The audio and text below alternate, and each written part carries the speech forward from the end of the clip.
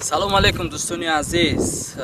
имрӯз 4 апрели соли 2020 ман ва аҳли чанде аз ҳамсабақони давраи мактабӣ яъне ҳамсинфонам ба тамошои кӯҳи телевишка омадем.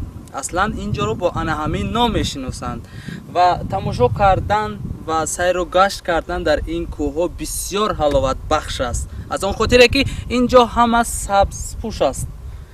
гулҳо, алафҳои табиӣ ва ана ҳамин гуна дарахтоне ки гулҳои майда доранд.